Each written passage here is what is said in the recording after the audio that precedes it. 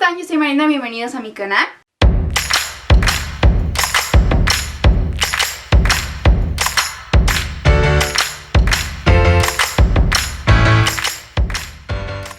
El día de hoy estoy muy emocionada porque por fin vamos a hablar de la precuela de Beetlejuice titulada Beetlejuice. La secuela de la icónica película de Tim Burton llega por fin a la pantalla grande para continuar esta historia, esta vez años después de los sucesos de la primera película, donde ahora seguimos a una Lydia Deetz adulta que deberá de regresar a la casa donde creció debido a una tragedia en su familia, para despedirse de lo que alguna vez fue su hogar. Sin embargo, las cosas se complican cuando su hija adolescente, Astrid, se vea en peligro e irremediablemente deba de recurrir a lo último que quizá quisiera hacer: decir el nombre de Beetlejuice 3 veces. Miren, en general, tanto en el cine como en la música, como en la cultura popular en sí, estamos viviendo una época de nostalgia, del recuerdo, de revivir esos años, de revivir esos momentos, de revivir en este caso franquicias, historias, reboots, ya saben, remakes,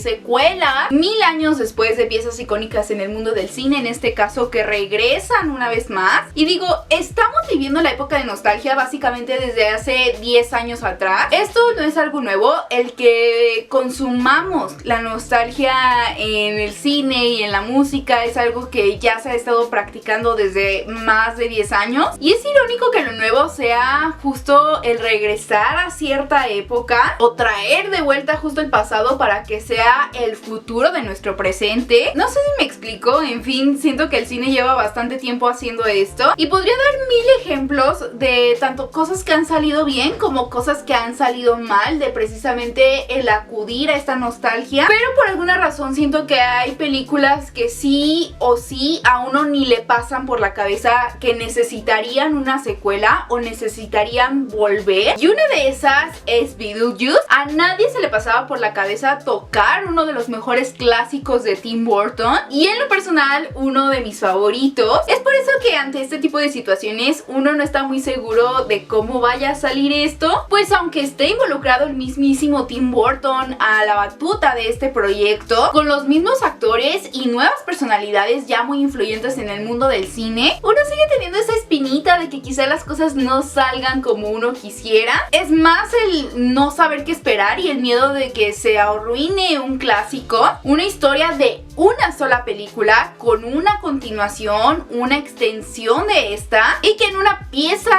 estaba más que perfecto. Pero ahora, ya habiendo visto esta película, para mí simplemente tiene sentido. Es decir, me voy satisfecha con el resultado. Personalmente me gusta mucho la primera película, la considero un clásico insuperable de Tim Burton, es una de mis favoritas del director, pero esta secuela no lo hace nada mal. Algo de lo que pecan muchas estas secuelas o continuaciones o remakes o reboots, etcétera, etcétera, de algo en específico, es que cuando tocan un producto original, icónico en la cultura popular, por lo general están llenos de autorreferencias y fanservice, homenajeándose a sí mismos una y otra vez. En esta ocasión yo diría que, a pesar de que sí hay un poco de eso, la película por sí sola tiene bastante personalidad, que si bien sí se percibe como una extensión de la primera película de Beetlejuice, creo que es precisamente el aprovechar, el regresar y revisitar este mundo, que desde su planteamiento en la primera película es bastante interesante para extender todo lo que es Beetlejuice como universo en sí. Y esa fue precisamente una de las cosas más fuertes de esta película, el llevar las cosas icónicas que ya tenía la primera película a nuevos niveles y el agregarle más sabor y nuevos elementos a este universo. Para empezar,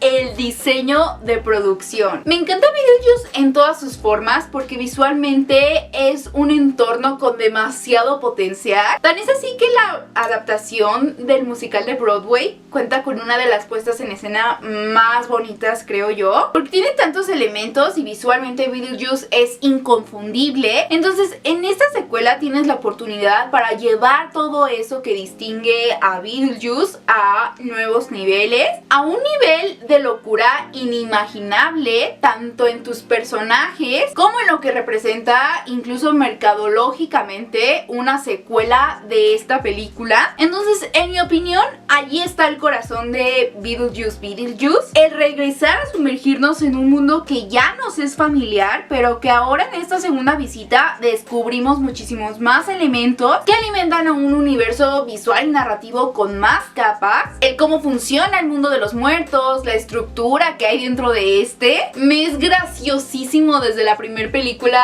el chiste de la sala de espera y cómo esperan su turno, y esta película lleva ese chiste y ese concepto a otro nivel. Entonces es eso, por decir un ejemplo. Tenemos nuevos conceptos dentro de los conceptos que ya conocíamos y va siendo muy entretenido irlos descubriendo conforme avanza la película. Por otro lado, los personajes, tanto el regreso de estos como la presencia de nuevos, es verdaderamente un deleite ver a Michael Keaton de regreso en este icónico papel. Creo que es simplemente de sus papeles más legendarios y de verdad sabe perfectamente el cómo regresar y volver a esta piel con gracia y siendo de verdad icónico. Winona Ryder es maravillosa, de verdad todo hace bien, y me encantó ver esta evolución de personaje en Lydia Deetz ahora como madre. También me encantó ver a Jenna Ortega sumándose al elenco, porque simplemente me hace tanto sentido. De verdad no había otra actriz más adecuada para hacer a la hija de Lydia Deetz que Jenna Ortega. En mi opinión, ella se lleva los aplausos y muchas partes de la película. Es más, hasta se podría decir que ella es la protagonista, y no sé por qué no sabía o no me acordaba que William Dafoe salía en esta película, y de verdad que fue toda una sorpresa verlo en escena. Lo hace fenomenal, de verdad. Hay algo que este hombre no haga bien, pero para mí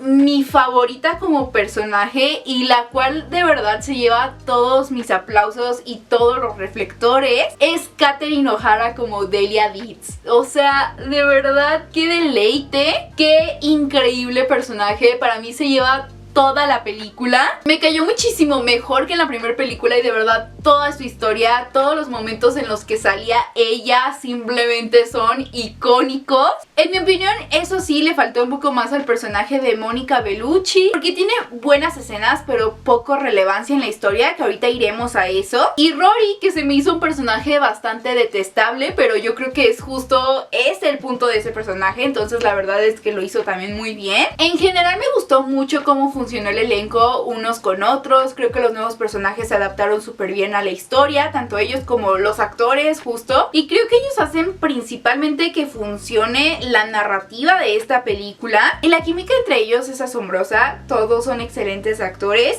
y sus papeles en sí confabulan bastante bien. Lo siguiente que me fascinó es la música. Creo que en general con toda la producción, que es algo que les vengo diciendo, es algo muy característico, tiene una esencia muy única, pero eso también se debe mucho a la fantástica musicalización y cómo nos sumerge en este mundo tan peculiar justo con la música desde el primer segundo. De verdad sí se siente esa nostalgia en el aire, vaya, de volver a la primera película y seguirle poniendo play a la historia, porque esta continúa en el mejor de los sentidos. Algo que me encantó es que a pesar de que han pasado los años, y eso obviamente involucra en el cine suplir ciertos efectos prácticos con CGI, a veces bastante espantoso, aquí le apuestan por seguir usando esos efectos prácticos que distinguían a la primera película. Digo, obviamente no todo, y obviamente combinados un poco con la tecnología y un poco de CGI,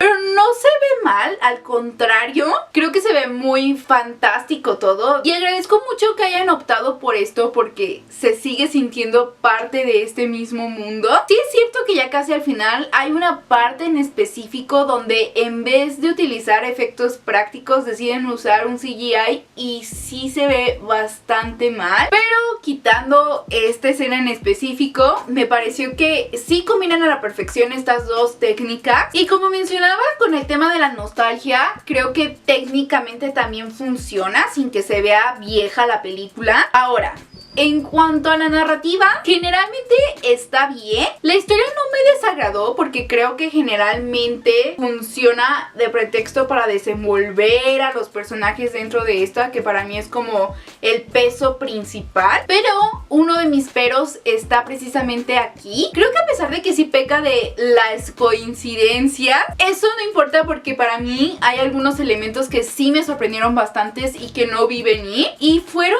sorpresas bastante disfrutables. El pero principal es que hay como 2 o 3 tramas con algunos personajes que se pierden o simplemente pudieron haber sido más importantes. Por ejemplo, está la del personaje de Lore, que literalmente nada más sirve como pretexto y no tiene ningún desarrollo más allá en la historia. Y eso que tiene una de las mejores escenas de la película. También está una trama con el papá, que me hubiera gustado ver más, que le dieran muchísimo más profundización emocional, por así decirlo, porque creo que es algo muy importante para el desarrollo del personaje de Jenna Ortega. Y finalmente uno se da cuenta de que la película es en realidad una reconexión madre e hija, que después del distanciamiento se vuelven a encontrar de alguna forma. Y finalmente yo creo que también darse cuenta de que Beetlejuice como tal no es el protagonista en ninguna de las dos películas. Es decir, sí, claro, es este ente y el pretexto principal por el cual, claro, se mueve toda la historia. Y eso me gustó también bastante de esta película, porque aquí en específico se ve otro lado del personaje, se podría decir, de Beetlejuice. Tal vez un lado más empático, por más raro que suene eso. Y eso es solo un ejemplo para demostrarles lo que esta película hace con todos los personajes en general, que es darles como un arco muchísimo más evolutivo en su escritura de la primera a la segunda película, pero entender que realmente el personaje principal siempre ha sido Lydia Deetz y que en esta película lo sigue siendo, al igual que su hija, que ocupan por ahí el mismo peso. Una cosa que sí me sacó de onda fue lo bizarro que fue ese final. Beetlejuice siempre ha sido bizarra, pero ¿era realmente necesario poner esa escena en particular? No lo sé. Lo que sí sé es que el final queda abierto.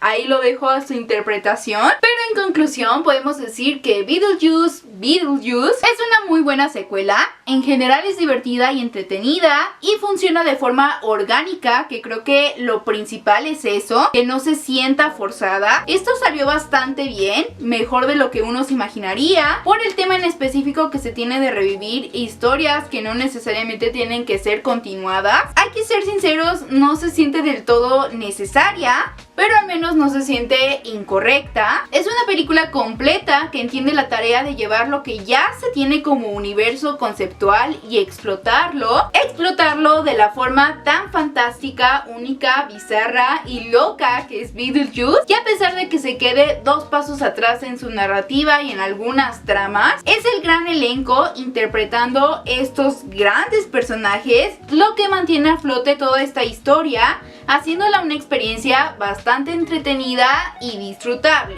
Pero bueno, pues hasta aquí el video del día de hoy, espero les haya gustado. Recuerden dejar aquí abajo en comentarios su opinión al respecto, si es que ya vieron esta película, qué les pareció, les gustó, no les gustó, piensan que era necesario una secuela de Beetlejuice, déjenlo aquí abajo en los comentarios. Y también recuerden darle like al video, compartirlo y suscribirse. Y recuerden seguirme en mis redes sociales y escuchar nuestro podcast Enfocadas en Spotify. Y nos vemos en el próximo video. Bye.